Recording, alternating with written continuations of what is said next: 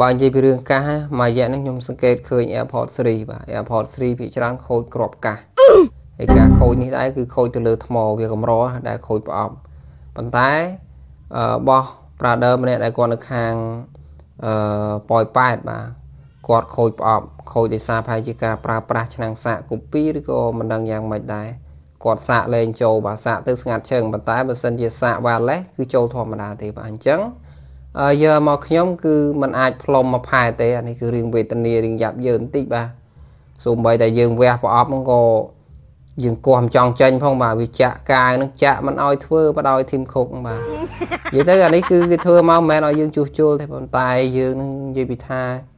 ប៉ុណ្ណារឿងឆ្កឹះឆ្កៀលរុះរើរបស់គេហ្នឹងបាទសម្រាប់ស្រុកគេតែខូចប៉ុណ្ណឹងគេមិនជួសជុលទេបងប្អូនភាគច្រើនគឺគេបោះចោលដោយសារស្រុកគេសម្បូរហើយម្យ៉ាងគេកម្រមានជាងផងបាទអត់មានជាងទេនៅស្រុកអាកៀងបាទនៅខាងប៉ែកអឺរ៉ុបហ្នឹងគឺអត់មាន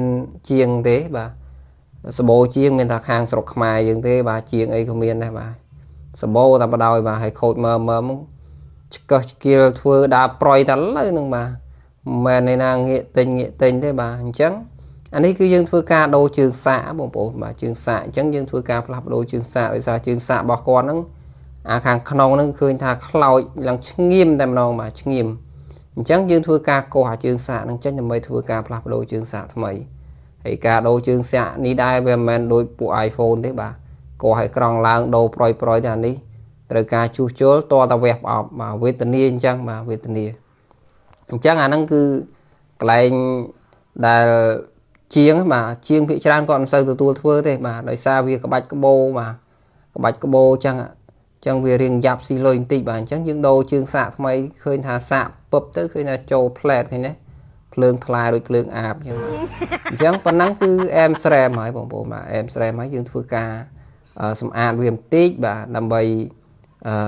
ដាក់ប្រអប់ដាក់អីឡើងវិញអញ្ចឹងបាទនេះប្រអប់នេះគឺ made in China បាទហើយគុណភាពសាច់ប្រអប់អីមើលទៅវាប្រហាក់ផាឡាស៊ីនរបស់គេដែរហ្នឹងបាទគ្រាន់បើជាងអត់ដែរបាទអញ្ចឹងយើងធ្វើការដាក់ជើងសាកហ្នឹងចូលទៅក្នុងប្រអប់ថ្មីរបស់យើងទៅដើម្បីតម្លើងវាឡើងវិញបាទតម្លើងវាឡើងវិញហើយបន្ទាប់ពីការជួសជុលឲ្យបងប្អូនមើលបាទបែកព្រីតែម្ដងបាទមើលទៅឃើញថាស្អាតចាស់តែម្ដងលិតបានបាទអញ្ចឹងយើងធ្វើការមូកៅចាស់ចេញដើម្បីដាក់កៅថ្មីរបស់យើងចូលបាទហើយអាកៅនេះដែរនិយាយពីថាស្វិតរម៉ែរអើបាទស្វិតយកតែមែនតែយើងមូទៅញ័រដៃទៅត្រឹកបាទដោយសារវាតឹងណាបាទហើយងាយដាច់ទេកៅហ្នឹងយើងមូអញ្ចឹងឃើញថាវាស្វិតតោងនេះស្អិតមែនតែបាទហើយបើយើងរើទិញអាកៅហ្នឹងមកវិញរើទិញបានទេនឹងថា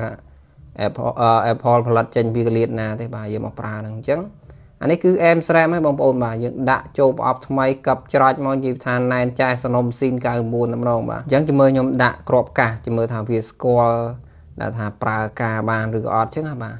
ហើយគាត់ណាដាក់ប៉ោចមកលូតញាក់ភ្លើងថ្លែបាទនិយាយទៅគឺវាស្គាល់តែបដ ாய் បាទគ្នាវានឹងនិយាយថាគាត់ណាដាក់ក្បែរគ្នាមិនបានហ្មងដាក់បាច់ស្គាល់ឃើញទេសាកចូលធម្មតានិយាយទៅអែមស្រែមបាទជាងស្រុកខ្មែរមិនបានទេបាទកែច្នៃតខ្ទេចខ្ទីបាទមើមងាយទិញទេបាទហ្នឹងហើយអញ្ចឹងយើងធ្វើការតេស្តទៅលើចម្រៀងបន្តិចបាទថាសំឡេងវាយ៉ាងម៉េចដែរក្របកាសហ្នឹងវាមានការខូចអីទៀតអត់អញ្ចឹងស្នុកយកលុយបន្ថែម